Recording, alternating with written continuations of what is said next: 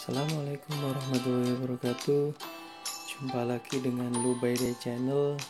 Masih tetap dengan channel tentang pendidikan. Kali ini saya akan mengupas tentang kearifan pemanfaatan sumber daya alam. Mari disimak bersama-sama.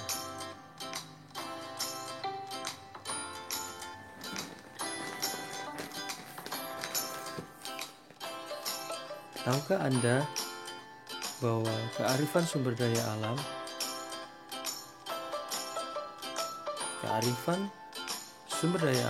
adalah pemanfaatan sumber daya alam menjadi dua sisi koin mata uang. Artinya, pemanfaatan sumber daya alam dapat atau bisa dikelola dengan baik dan buruk, tergantung bagaimana kita bisa mensyukurinya. Ia dapat mengeksplorasi dengan bijak bagaimana kegunaan dan manfaat dari adanya sumber daya alam yang kita punya. Dan yang perlu Anda ketahui juga bahwa sumber daya alam adalah anugerah yang diberikan oleh Tuhan Yang Maha Esa kepada kita untuk memenuhi setiap kebutuhan kita. Maka dari itu kita wajib untuk mengeksplorasinya dengan bijak.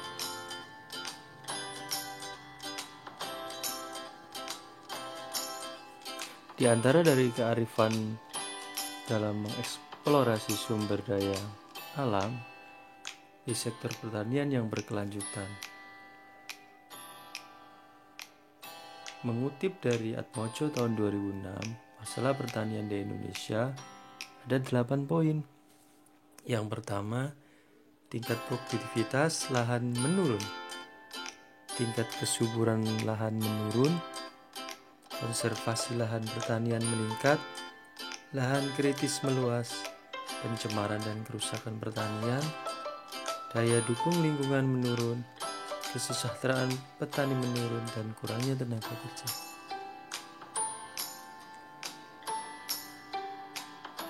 Untuk itu, bagaimana upaya pemecahan masalah pertanian? Yang pertama, dengan cara degradasi lahan, yaitu dengan mengembalikan fungsi lahan kembali. Yang kedua, pertambangan, dengan cara menjaga lapisan tanah yang subur dari aktivitas lahan pertambangan. Berikutnya ada konservasi lahan, menjaga perencanaan wilayah, berkaitan dengan pencemaran, pengolahan limbah sesuai dengan standar dan membuat inovasi dalam mengelola limbah. Berkaitan dengan kearifan dan pemanfaatan sumber daya di bidang pertanian, yang pertama, mengendalikan hama terpadu atau BHT. Yang kedua, pertanian organik. Yang ketiga, menggunakan biopestisida. Dan yang keempat, sistem budidaya pertanian ekologi. Sektor industri yang berkelanjutan, yakni dengan green industry. Istilah green industry atau industri hijau adalah industri yang mengutamakan efisiensi dan efektivitas menggunakan sumber daya secara berkelanjutan sehingga mampu menyelaraskan pembangunan industri dan kelestarian hidup lingkungan serta dapat bermanfaat bagi masyarakat atau bisa tertuang di Undang-Undang Perindustrian.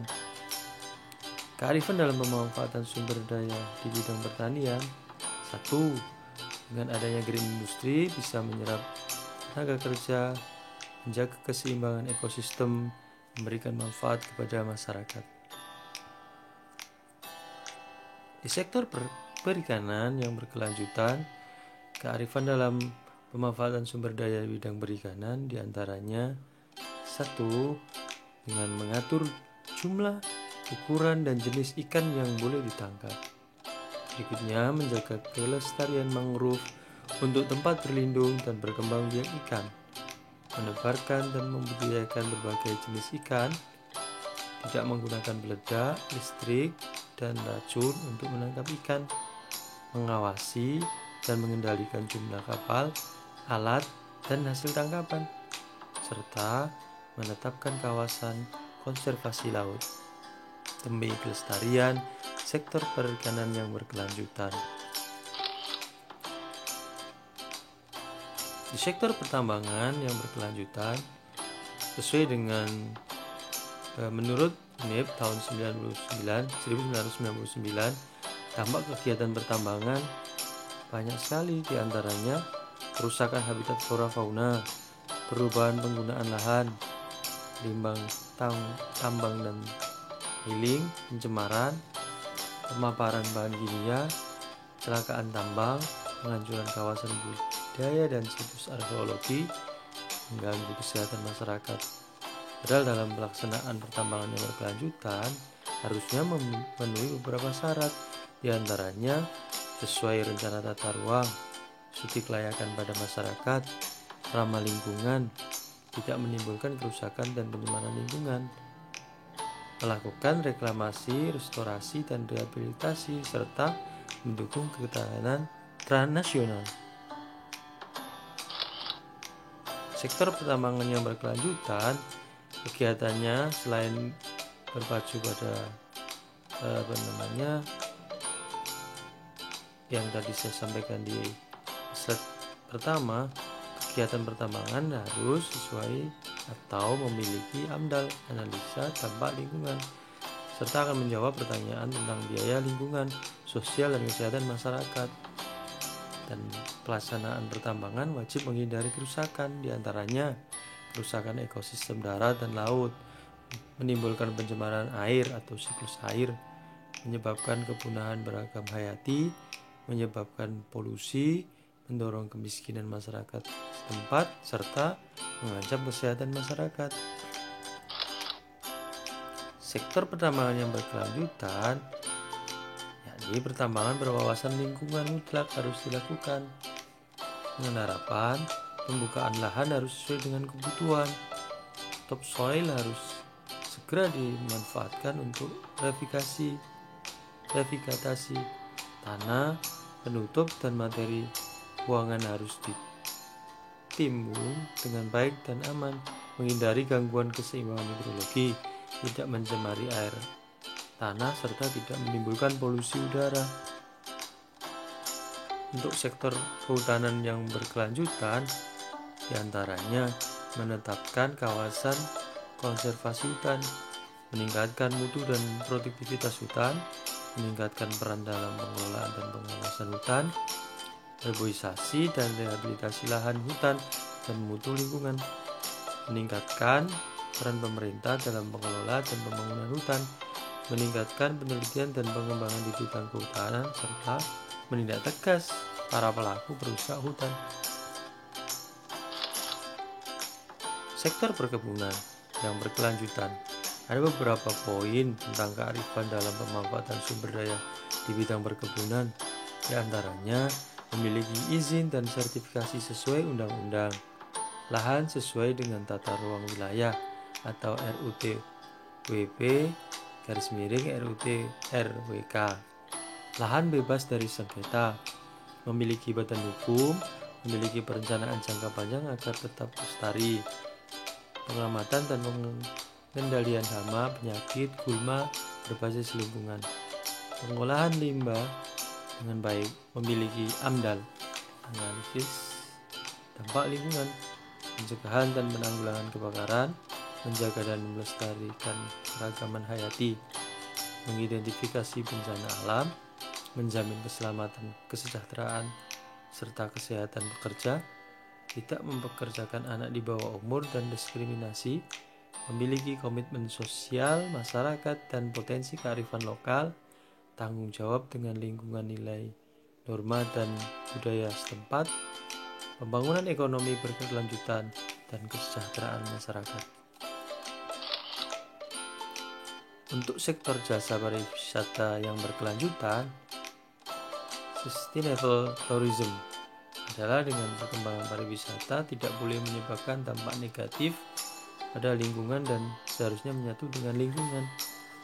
Ada dampak positif jasa pariwisata, diantaranya meningkatkan pendapatan masyarakat, meningkatkan pendapatan asli daerah, membuka lapangan kerja atau investasi, mendorong wirausaha, melestarikan budaya setempat, pengetahuan dan wawasan meningkat, kesadaran akan kekayaan alam dan budaya, serta mampu bahasa nasional dan asing lebih baik.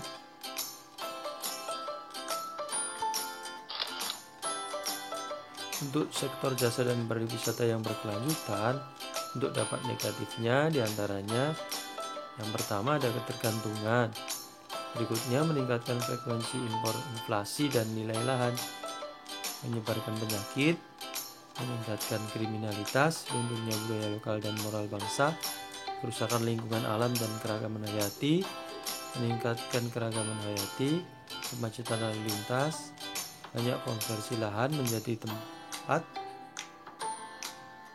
individu. Sektor jasa pariwisata yang berkelanjutan harus memperhatikan kearifan dalam pemanfaatan sumber daya di bidang jasa pariwisata. Di antaranya pariwisata, partisipasi masyarakat, mengikut sertakan para pelaku atau stakeholder yang ada di budaya lokal, kepemilikan lokal, menggunakan sumber daya berkelanjutan, mempertimbangkan daya dukung, melakukan monitoring dan evaluasi secara berkala, akuntabilitas, ciptakan lapangan kerja untuk masyarakat sekitar, melakukan program pendidikan dan pelatihan, serta melakukan promosi mengenai karakteristik wisata. Untuk pemanfaatan dan pengelolaan sumber daya alam berdasarkan prinsip ekoefisiensi, secara bahasa bahwa ekoefisiensi berasal dari kata ekosistem dan efisien, artinya pengolahan sumber daya alam yang tidak merusak atau mengganggu keseimbangan ekosistem dan dilakukan secara efisien serta mempertimbangkan kelestarian sumber daya alam tersebut. Ada beberapa dampak prinsip dalam pemanfaatan pengolahan sumber daya alam berdasarkan prinsip ekoefisiensi. Dalam prinsip ekoefisiensi dilakukan atas 3 dasar. Pertama, efisiensi dan efektivitas.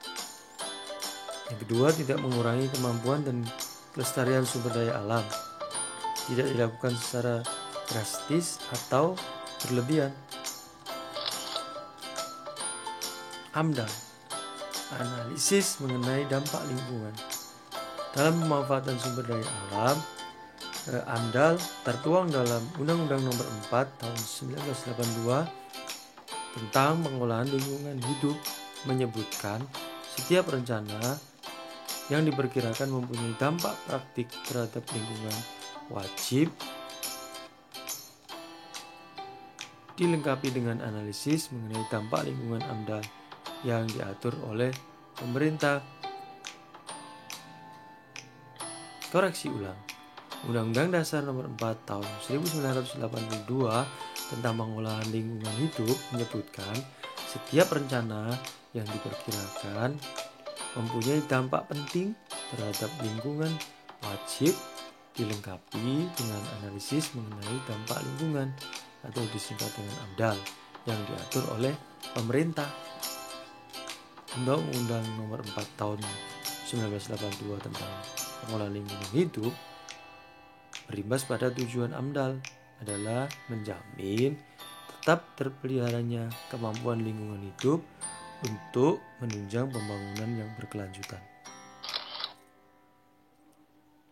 AMDAL, kegiatan yang harus dilengkapi analisis mengenai dampak lingkungan diantaranya perubahan bentuk lahan dan bentuk alam, eksploitasi sumber daya alam, kegiatan menimbulkan pemborosan, perusakan, dan kemerosotan pemanfaatan sumber daya alam dan energi, proses dan hasil yang mengancam kesejahteraan penduduk, kawasan pelestarian dan cagar budaya, serta menerapkan teknologi yang berpotensi besar pada lingkungan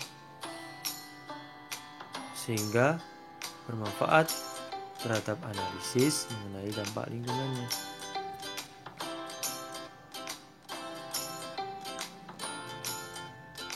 Dalam menyusun analisis dampak lingkungan untuk pemanfaatan sumber daya alam harus memenuhi langkah-langkah dalam menyusunnya, diantaranya penyalinan informasi lingkungan, keterangan kerangka acuan amdal, rencana pengelolaan lingkungan, rencana pemantauan lingkungan, penyajian evaluasi lingkungan, studi evaluasi lingkungan, serta tata laksana amdal. Produk eco-label yang ramah lingkungan. Eco-label merupakan tanda atau ciri yang menunjukkan bahwa komoditas perdagangan harus memenuhi persyaratan dan tidak merusak lingkungan. Manfaat eco-label meningkatkan daya saing di pasar global, meningkatkan kesadaran masyarakat terhadap lingkungan, memberikan informasi akurat, memaksa perusahaan untuk memperhatikan masalah lingkungan, serta membantu melestarikan lingkungan.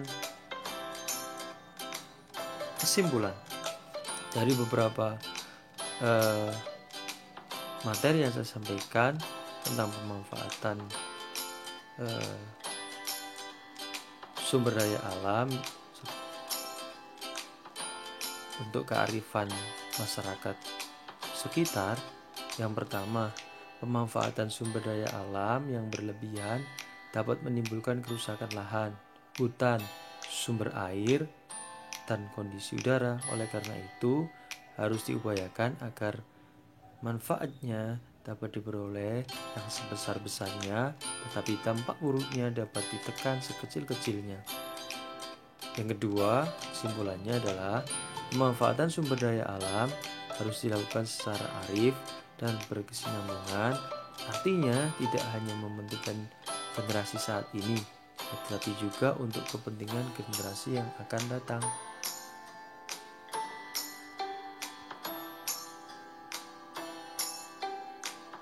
Sekian, terima kasih pemaparan dari materi tentang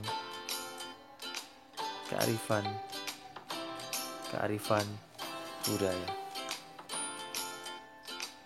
Jangan lupa subscribe, like, komen, dan share it di Lubadai channel.